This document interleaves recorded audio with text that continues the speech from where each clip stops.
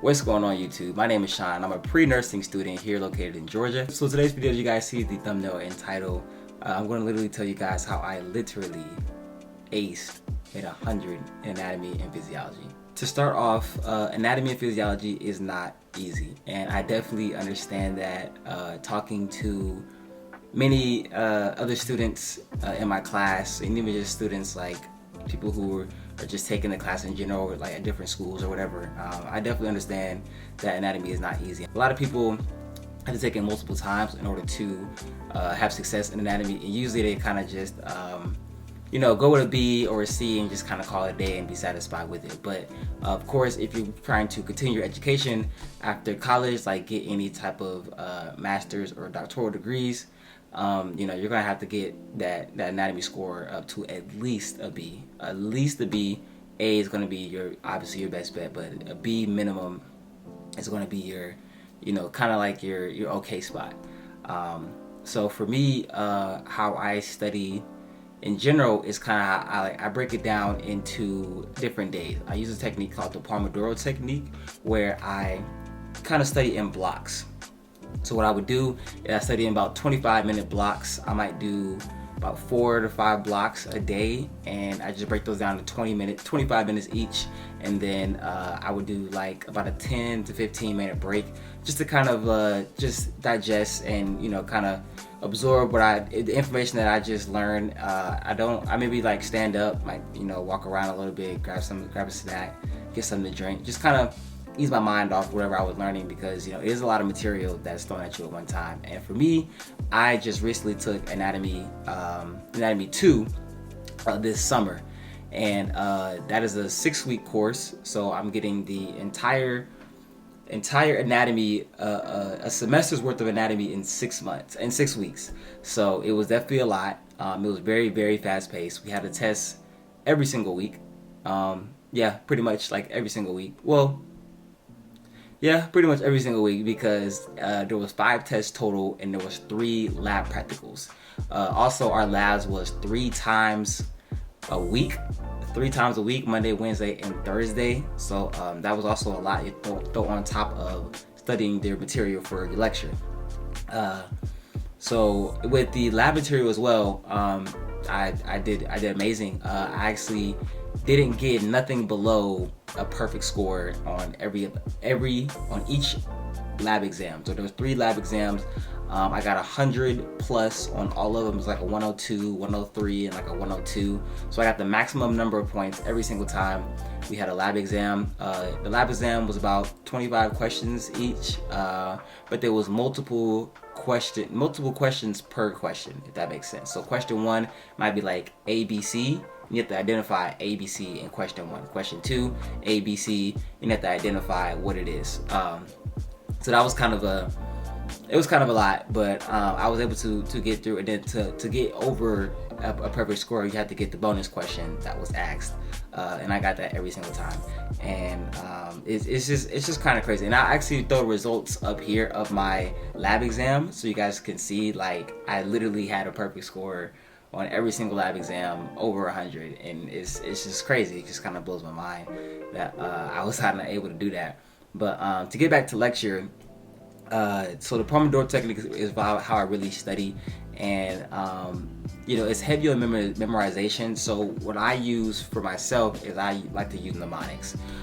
So like, for example, the most numerous white blood cells that are present in, like, per microliter in blood. And so a mnemonic to remember that is, the mnemonic that I use to remember that is never let monkeys eat bananas. So the N in never stands for neutrophils, the L stands for let, and that's for your lymphocytes.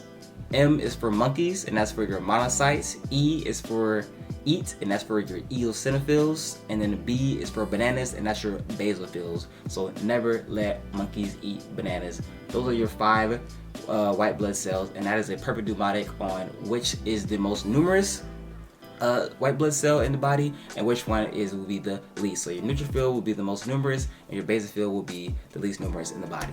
So that's really like how I studied, and how I really was able to understand and grasp the concept of things. I just kind of broke it down into mnemonics. Honestly, like, I think that was the perfect thing for me, and it was easier to make my own mnemonics because I can remember it. If I'm coming off the top of my head, I'm being creative. It's something I can just really remember because I'm being creative on about how I'm trying to learn that mnemonic.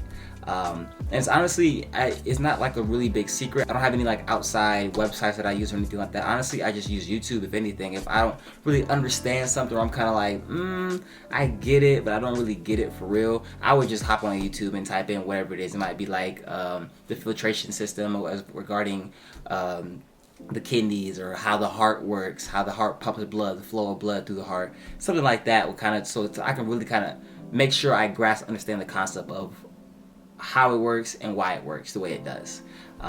So that's like my biggest thing with it. I wish I could give you guys like some super secret sauce and some cheat code, but honestly, it's really about you and putting in the work to want to learn the material and take the time to learn the material, because that's really all it's about. It's really just a bunch of memorization, but you have to be able to understand the material. It's not just about memorizing, it's also about being able to understand it, because you have to be able to recall the information on an exam.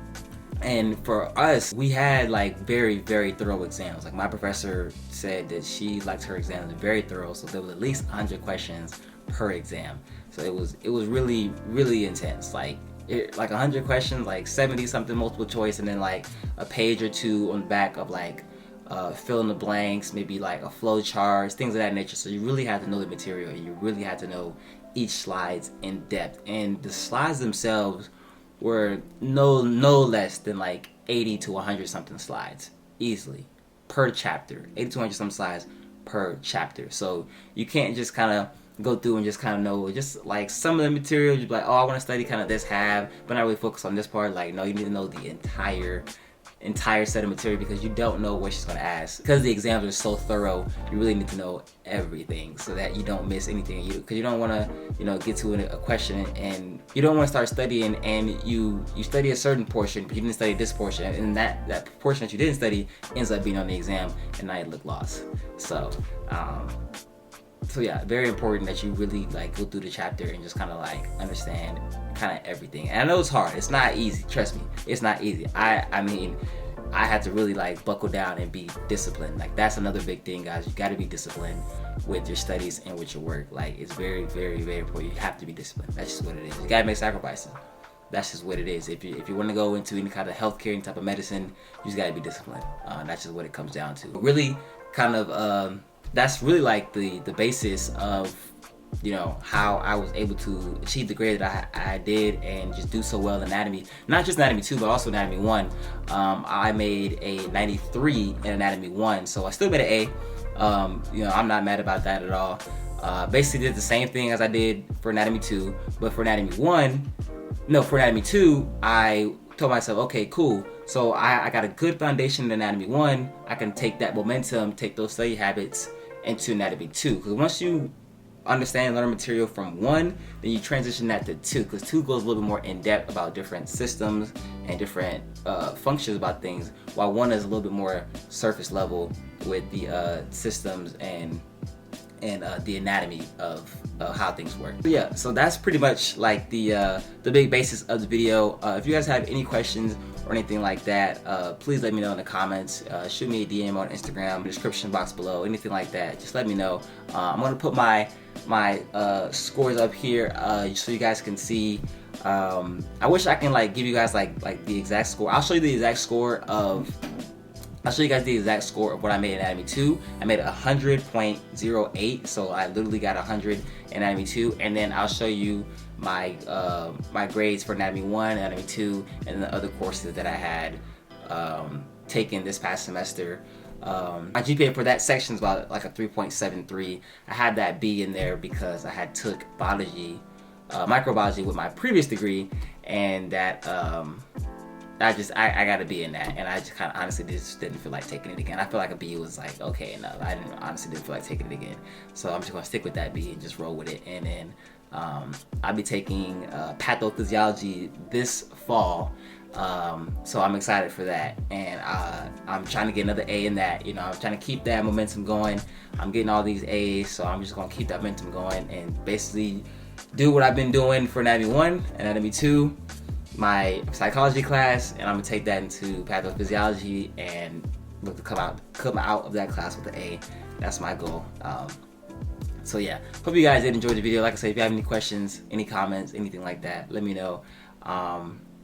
I'm here to answer any questions, help you guys out any way I can. Any type of somewhat tutor I can be, whatever, you know, I'm here. I can help, you know what I'm saying? I'm not the smartest in the world. I'm not trying to claim to be the smartest in the world, but I like to think I know a little something about anatomy. So yeah, thank you guys for watching the video. Like, comment, subscribe if you are new, and I will see you guys in the next one. This is Sean, and we out.